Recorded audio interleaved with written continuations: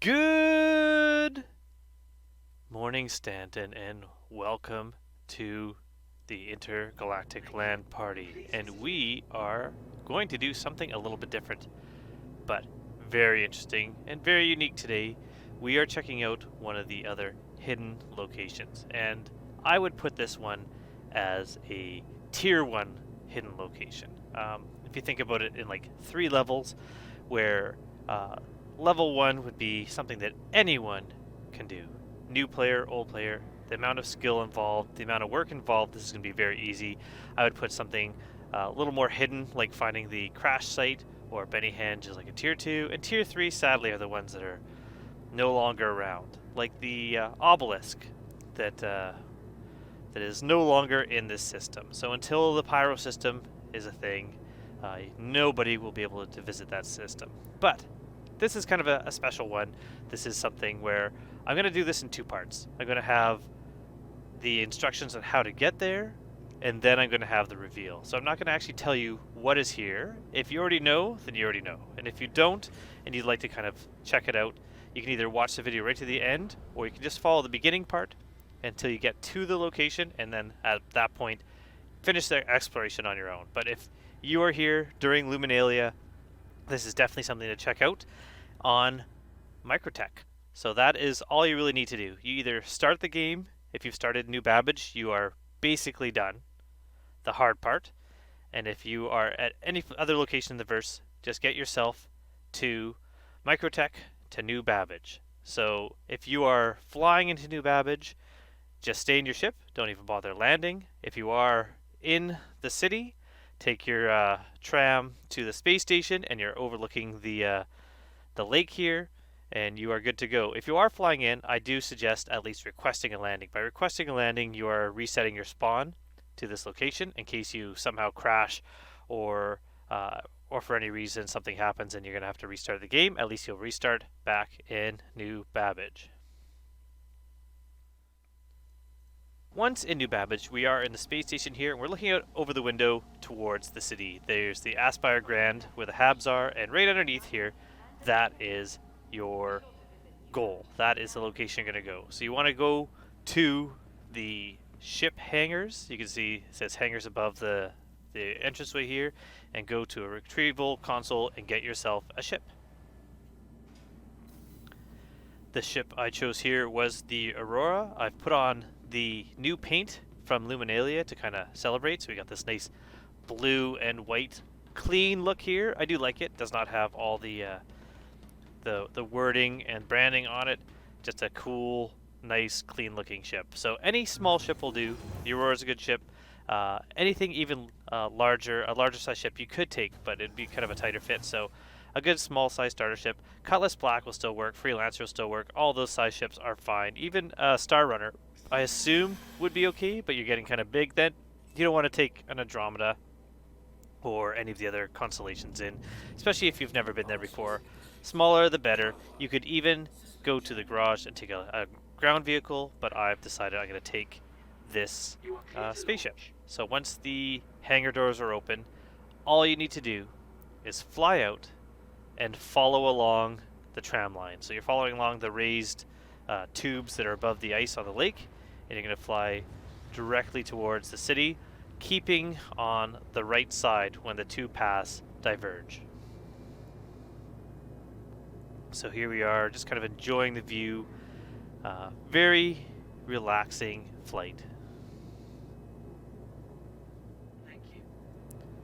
So here we are, approaching the city, nice and low, and we're heading towards Aspire Grand and the Nest, and we're just going to be flying underneath where the train tubes go up into the city, and heading underneath into the gap that is between the buildings underneath there.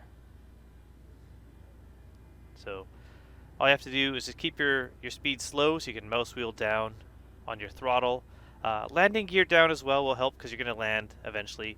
Now you could go further in, but I'm going to leave a bit of surprise, so I'm not going to go all the way in, but that is it.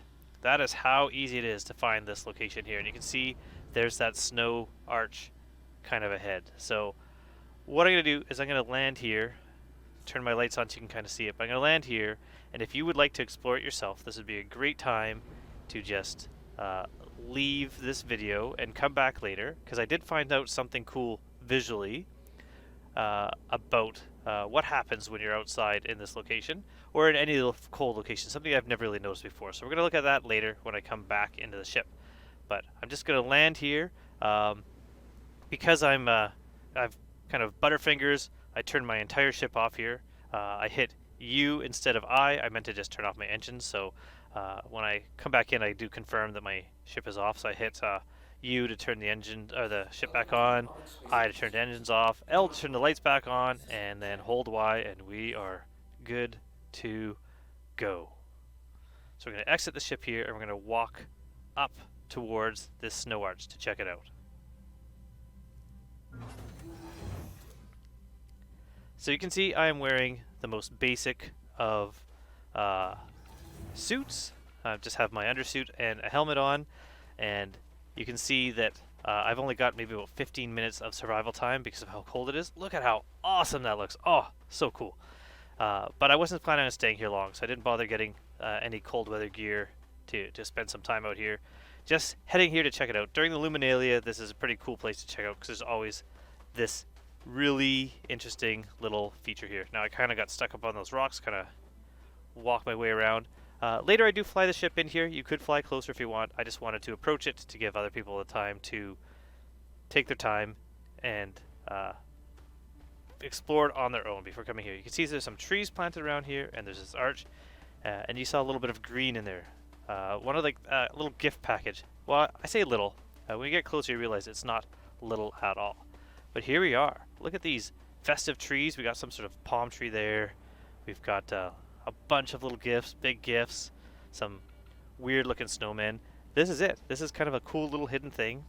It was originally shown, I think it was on an Inside Star Citizen, and people were able to find where this location existed. So we're going to come around the outside here and kind of check it out.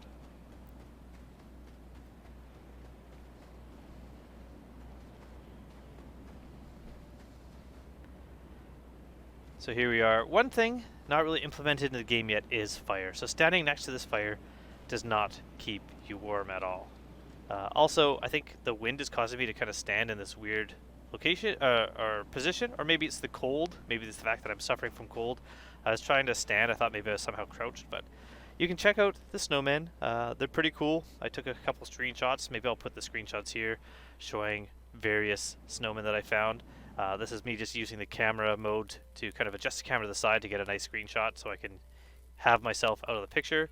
I did sit by the fire for a moment, but nothing keeps you warm. So I'm going to jump ahead to returning to my ship. And you can kind of see something really cool that I found out about being out in this cold environment. Something that I'm sure has existed for a while, but I've never really noticed since I tend to not expose myself so long to either heat or cold if I can avoid it.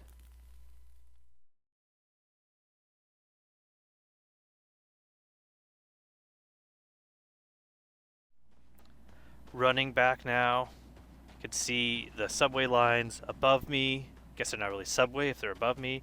I love this. I love how this looks. I'm thinking I might use one of those as a screenshot for the video. I just love the silhouette and the light. It looks so cool.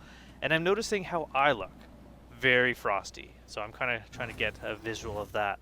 So when we get to the ship, I was going to confirm that it wasn't just the bright lights from my ship. And this is so cool. Something that I've never really noticed before. But besides getting cold, look at the ice that is all over my spacesuit and my uniform. So I just stood here watching. You can see the ice around the edges of the helmet and the suit starting to thaw, starting to darken again as all the ice goes away. It's this is the stuff that I love. Like the little details of just, look at this. Look at the ice just going away. Look at it as I warm up.